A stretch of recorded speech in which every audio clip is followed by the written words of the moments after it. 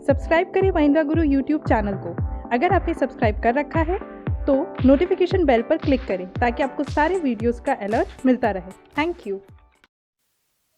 Hello and welcome to MahindraGuru.com's official YouTube channel and you are watching a new session of horror information #FYI, जहां आज हम आपके साथ discuss करेंगे 13th और 14th मार्च का इतिहास। जी हाँ, क्या घटा था, क्या हुआ था, ऐसा क्या है खास 13 और 14 मार्च के इतिहास में। और इसी चर्चा में बने हुए हैं हमारे साथ हिस्ट्री गुरु, जिनका करेंगे हम स्वागत। और बढ़ते हैं जल्दी से इस सेशन में, देखते हैं what are important facts regarding 13th and 14th of March. बिल्कुल।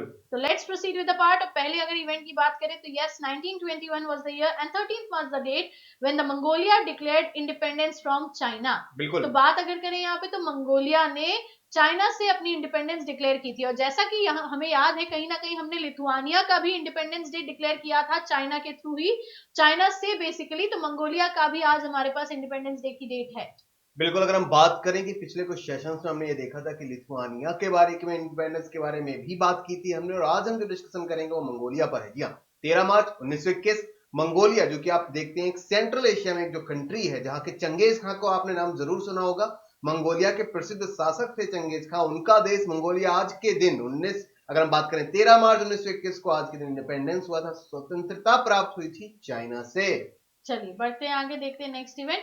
बर्थडेज की बात करेंगे। बर्थडेज किन किन के होते हैं 13th और 14th मार्च में? तो yes, we have the first birthday 13th March का, Varun Gandhi. 1980 was the year when this personality was born and yes, a famous socialist, या हम ये कह सकते हैं politician, mister Varun Gandhi was born on 13th March 1980। बिल्कुल। एक पॉलिटिशियन के तौर पर उन्होंने जो अपना व्यक्तित्व बनाया है वह किसी से भी छुपा नहीं है। 13 मार्च 1980 को, आज ही के दिन, वरुण गांधी का जन्म हुआ था नई दिल्ली में। जी हाँ, वरुण गांधी के बारे में अगर हम बात करें थोड़ा सा भी, तो he is a member of Lok Sabha. वह लोकसभा के मेंबर भी हैं, लोकसभा के सदस्य भी हैं, और साथ ही साथ रिप्रेजेंट करते हैं सुल्तानपुर कॉन्स्टिट्यूएंसी को। जी हाँ, उनका जो संसदीय क्षेत्र है वह सुल्तानपुर है, यानी कि सुल्तानपुर के संसदीय क्षेत्र से वह सांसद भी हैं और लोकसभा के सदस्य हैं, और बीजेपी के एक जाने माने नेता भी हैं। इनका आज ही के दिन 13 मार्च 1980 को जन्म हुआ। चलिए पढ़ते हैं इसी के साथ to the next personality and that we have mister perfectionist Aamir Khan. 14th March was the date, 1965 the year when he was born. बिल्कुल। आमिर खान की बात की जाए बिना किसी इंट्रोडक्शन के, आप सभी को मालूम है कि आमिर खान कौन है, लेकिन फिर भी अपनी परंपरा के अनुसार थोड़ा सा डिस्कशन कर लेते हैं। आमिर खान एक एक्टर ही नहीं, जी हाँ, एक एक्टर होने के साथ साथ he is an film actor, director, producer, singer. जी हाँ, ऐसा कोई क्षेत्र नहीं सिनेमा का जहां पर उन्होंने अपने हाथ ना आजमाए हो। लेकिन साथ ही साथ बात करें, 8 से भी ज्यादा फिल्म फेयर अवार्ड से सम्मानित किए जा चुके हैं, और भारत सरकार ने भी 2010 में इन्हें पद्म विभूषण से सम्मानित किया था। और साथ ही साथ इनके बारे में अगर हम बात करें कि आखिर उन्होंने सबसे पहला, या यूं कहें कि भारतीय सिनेमा जगत में उन्होंने अपना पहला कदम किस प्रकार रखा है, किस फिल्म से रखा, तो एक चाइल्ड आर्टिस्ट के तौर पर यादों की बारात मूवी में उन्होंने पहला जो एक्टिंग थी, अपना अभिनय था, वही किया था। तो हम सभी जानते हैं आमिर खान सभी के चहेते एक्टर हैं, और आज ही के दिन 14 मार्च 1965 में इनका जन्म हुआ। बिल्कुल, बढ़ते हैं आगे, देखते हैं next we have Albert Einstein, the scientist Albert Einstein. 1879 was the year, 14th March the date जब बिल्कुल एल्बर्ट आइंस्टीन का भी जन्म हुआ था। बिल्कुल। विज्ञान के क्षेत्र के जाने माने वैज्ञानिक एल्बर्ट आइंस्टाइन का 1800 अगर हम बात करें 1879 को, 14 मार्च को जन्म हुआ था। जी हाँ, जर्मनी शहर, अगर हम बात करें जर्मनी देश के एक शहर में इनका जन्म हुआ था। इनके बारे में थोड़ा सा और डिस्कशन अगर मैं करना चाहूं, तो जाने माने फिजिसिस्ट यानी कि भौतिक विज्ञानी थे, और E बराबर MC स्क्वायर के जनक थे। अगर हम बात करें कि अगर हम बात करते हैं लॉ ऑफ रिलेटिविटी की बात करते हैं, थ्योरी ऑफ रिलेटिविटी की बात करते हैं, सापेक्षता का जो सिद्धांत है उसकी बात करते हैं, तो एल्बर्ट आइंस्टाइन का नाम हमारे सामने आता है। यानी कि E बराबर MC स्क्वायर के जो रचयिता है, उसके जो वैज्ञानिक है, वह एल्बर्ट आइंस्टाइन ही है। इनके बारे में लास्ट एक और पॉइंट मैं यहाँ पर डिस्कशन करना चाहूंगा। इन्हें नोबेल प्राइज पुरस्कार से भी सम्मानित किया गया था। विश्व का सबसे बड़ा जो पुरस्कार होता है, तो फिजिक्स यानी कि अगर हम बात करें भौतिक के क्षेत्र में, 1921 में इन्हें नोबेल प्राइज से भी सम्मानित किया जा चुका है। और इनका अगर हम बात करें मृत्यु की बात करें, 18 अप्रैल 1955 को इनका अगर बात करें देहांत होता है, निधन होता है न्यू जर्सी अमेरिका में। बिल्कुल। तो next if we move forward, तो डेथ पर्सनालिटीज की बात करते हैं। किसकी पुण्यतिथि होती है, किसका देहांत हुआ था 13 और 14 मार्च में? तो the personality which we have that is Vilayat Khan, उस्ताद विलायत खां कह सकते हैं।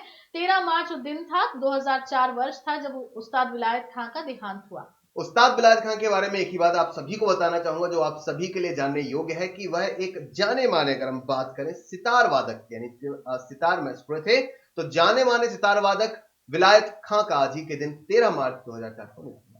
बिल्कुल, आगे बढ़ रहे हैं, देख रहे हैं, we have Karl Marx. 1883 was the year, 14th March was the date when Karl Marx died। तो कहीं ना कहीं 13 और 14 मार्च बहुत ही इंपॉर्टेंट डेज हैं। अगर हम कार्ल मार्क्स की बात करते हैं तो जाने माने दार्शनिक, अगर हम बात करें, एक स्कॉलर थे, एक विद्वान थे कार्ल मार्क्स। कई अगर इस तरह के क्वेश्चन से जुड़े काफी पूछे जा चुके हैं, क्योंकि सभी लोगों ने नाम तो सुना होगा, लेकिन अगर उनके काम की बात करें तो he was a German born scientist, philosopher, economist, sociologist, journalist and revolutionary socialist. जी हाँ, जाने माने पत्रकार, वैज्ञानिक, अर्थशास्त्री और साथ ही साथ पत्रकार भी थे कार्ल मार्क्स की। अगर हम बात करते हैं, इनका जन्म जर्मनी में हुआ था और इनकी मौत लंदन में हुई थी। तो आज ही के दिन 14 मार्च को इनका देहांत हुआ। बिल्कुल। नेक्स्ट अगर हम आगे बढ़े तो will be talking about the question answer session. FYI question bank में एक नया पेज ऐड ऑन हो रहा है। So here comes the first question. Individual borrower can check their credit report from. व्यक्तिगत उधारकर्ता अपने क्रेडिट रिपोर्ट की जांच कहां से कर सकता है? ऑप्शंस आपके सामने। First one is CIBIL, second one is S&P यानी कि standard and poor's, third one is CRISIL and last one is credit environment India. चलिए, तो आंसर की अगर हम बात करेंगे so definitely it is option number A, CIBIL. बिल्कुल, सिबिल एक क्रेडिट रेटिंग एजेंसी है जो कि किसी भी पर्टिकुलर बोरोवर की जो भी क्रेडिट हिस्ट्री है वह मेंटेन करती है। चलिए बढ़ते इसी के साथ to the next question. Which of the following is the financial market for the buying and selling of long-term debt or equity-backed securities? लंबी अवधि के ऋण या इक्विटी समर्थित प्रतिभूतियों की खरीद और बिक्री के लिए वित्तीय बाजार निम्न में से कौन सा है? ऑप्शंस आपके सामने। First one is money market यानी कि मुद्रा बाजार, second one is open market operation यानी कि खुला बाजार परिचालन, third one is capital market यानी कि पूंजी बाजार एंड लास्ट वन इज डेब्ट इक्विटी मार्केट यानी कि ऋण इक्विटी बाजार। चलिए, तो आंसर की अगर हम बात करें तो here it comes option number C, capital market. बिल्कुल, अगर हम लॉन्ग टर्म की गवर्नमेंट, अगर हम लॉन्ग टर्म डेब्ट और सिक्योरिटी की बात करते हैं तो उसके लिए जो मार्केट होता है वो होता है कैपिटल मार्केट। अगर हम शॉर्ट टर्म मार्केट की बात करते हैं, शॉर्ट टर्म ऋण की बात करते हैं, शॉर्ट टर्म सिक्योरिटीज की बात करते हैं, तो उनके लिए जो मार्केट होता है वह होता है मनी मार्केट। चलिए बढ़ते हैं इसी के साथ to the next question. Which of the following is not a capital market security? निम्न में से कौन एक पूंजी बाजार प्रतिभूति नहीं है? ऑप्शंस आपके सामने। First one is option, next one is derivatives, third one is futures and last one is T-bills. तो आंसर की अगर हम बात करें तो here it comes option number D, T-bills. जैसा कि मैंने अभी बताया आपको कि शॉर्ट टर्म मार्केट की अगर हम बात करें, शॉर्ट टर्म मार्केट सिक्योरिटी की अगर हम बात करें तो वह मनी मार्केट में आती है। तो ट्रेजरी बिल की अगर हम बात कर रहे हैं तो ट्रेजरी बिल 91 डे, 182 डे और 364 डेज की मैच्योरिटी पीरियड के साथ होता है, जो कि मनी मार्केट में शामिल होगा। चलिए बढ़ते हैं इसी के साथ to the next question. A stock broker means a member of. एक शेयर दलाल होने का अर्थ है कि वह किसी एक का सदस्य है। ऑप्शंस आपके सामने। सेबी का सदस्य होगा, या स्टॉक मार्केट किसी भी स्टॉक एक्सचेंज या शेयर बाजार का सदस्य होगा, या रिकॉग्नाइज स्टॉक एक्सचेंज यानी कि एक मान्यता प्राप्त शेयर बाजार का सदस्य होगा, या आखिरी है भारतीय रिजर्व बैंक का सदस्य होगा। चलिए आंसर की अगर हम बात करें तो definitely that is option number C, a recognized stock बिल्कुल, एक्सचेंज। जाना माना और रजिस्टर्ड शेयर बाजार और रजिस्टर्ड ब्रोकर होना चाहिए। किसी भी रजिस्टर्ड शेयर बाजार का ब्रोकर होना चाहिए, तभी हम उसे स्टॉक ब्रोकर कह सकते हैं। चलिए बढ़ते इसी के साथ to the next question. Which market is also known as after market? किस बाजार को आफ्टर मार्केट के रूप में भी जाना जाता है? ऑप्शंस आपके सामने। First one is tertiary market यानी कि तृतीयक बाजार, second one is secondary market यानी कि द्वितीयक बाजार, third one is primary market प्राथमिक बाजार and last one is open market यानी कि खुला बाजार। So definitely answer is option number B, secondary market. बिल्कुल, सेकेंडरी मार्केट को आफ्टर मार्केट कहा जाता है। कैपिटल मार्केट की अगर हम बात करते हैं तो कैपिटल मार्केट को हम दो पार्ट में डिवाइड करते हैं, primary market and secondary market. तो जी हाँ, सेकेंडरी मार्केट को आफ्टर मार्केट के तौर पर भी जाना जाता है। बिल्कुल, तो बढ़ते इसी के साथ to the next question. How many languages are written on a note? कितनी भाषाएं एक नोट पर लिखी होती हैं? ऑप्शंस आपके सामने और मुझे लगता है कि इसका आंसर भी आपको बहुत ही आसानी से पता होगा। ऑप्शन की बात करें 18, 16, 17, 20। So definitely answer is option number C, 17। बिल्कुल, 17 भाषाएं एक नोट पर लिखी होती हैं जो कि अलग अलग रीजनल लैंग्वेजेस में शामिल होती हैं। तो बढ़ते हैं इसी के साथ to the next question.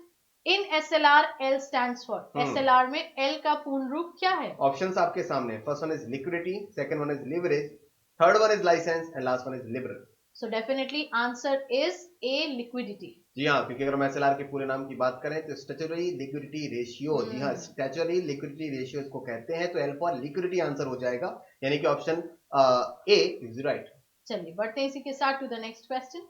Reserve bank which can act as liquidity buffer for commercial banks during crisis times are। संकट के समय के दौरान वाणिज्यिक बैंकों के लिए एक तरल बफर के भंडार के रूप में कार्य कर सकता है। ऑप्शंस आपके सामने। First one is CAR, next one is CRR, third one is CAR, NCRR and last one is SLR। So definitely answer is option number D, SLR. जी हाँ, SLR के अंदर जो भी रिजर्व्स आती है, क्योंकि यह बैंकों के अपने पास मेंटेन करके रखना होता है। अगर हम CRR की बात करें तो वह RBI के पास मेंटेन करके रखना होता है। तो SLR जब बैंक अपने पास मेंटेन करके रखते हैं तो बुरे समय पर वह उस पर्टिकुलर रिजर्व को यूज कर सकते हैं। तो बुरे समय पे, क्राइसिस के टाइम पर SLR फंड को यूज किया जा सकता है। बिल्कुल, बढ़ते हैं इसी के साथ to the next question and here it is. A bank which is entrusted with the functions of guiding and regulating the banking system of a country is known as its. एक बैंक जिसे एक देश की banking प्रणाली के मार्गदर्शन और विनिमय के कार्य सौंपे जाते हैं, उनको क्या कहा जाता है या क्या माना जाता है? ऑप्शंस आपके सामने। First one is regulating bank यानी कि विनियम bank, second one is special bank यानी कि विशेष bank, third one is central bank यानी कि केंद्रीय bank, and last one is controlling bank यानी कि नियंत्रक बैंक। तो आंसर की बात करें so definitely it shows option number C, central bank. बिल्कुल, अगर हम बात करें हमारे देश का जो सेंट्रल बैंक है वह है रिजर्व बैंक ऑफ इंडिया, जो कि हमारे देश के सारे और पूरे के पूरे मनी और फाइनेंशियल सिस्टम को कंट्रोल करता है। तो किसी भी देश के मनी और फाइनेंस सिस्टम को कंट्रोल करने वाले बैंक को उस देश का सेंट्रल बैंक कहते हैं। बिल्कुल, तो let's proceed with the last question of this session and here it is.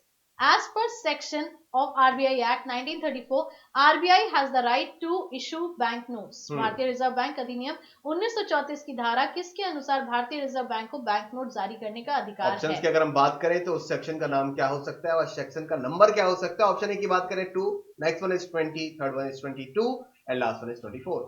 So definitely if we talk about the answer, so here it is option number C, 22. जी हाँ, RBI act 1934 section 22 के तहत reserve bank of India को हमारे देश में अधिकार दिया गया है कि वह भारत के लिए भारतीय मुद्रा को छापे और उसको डिस्ट्रीब्यूट करे, उसको इश्यू करे। तो यह जो अधिकार है, यह जो राइट है, वह रिजर्व बैंक के पास है इस पर्टिकुलर एक्ट के साथ। So definitely इसी आंसर के साथ we'll end up this session. Do not forget to click on the like button before getting offline, and yes, keep on commenting and sharing our video links so that maximum candidates can get benefited by each and every session of For Your Information #FYI. अगले session में फिर मुलाकात होगी, तब तक के लिए खुश रहिए, ख्याल रखिए, पढ़ते रहिए, and do not forget आपकी सफलता में ही हमारी सफलता है। Thank you so much.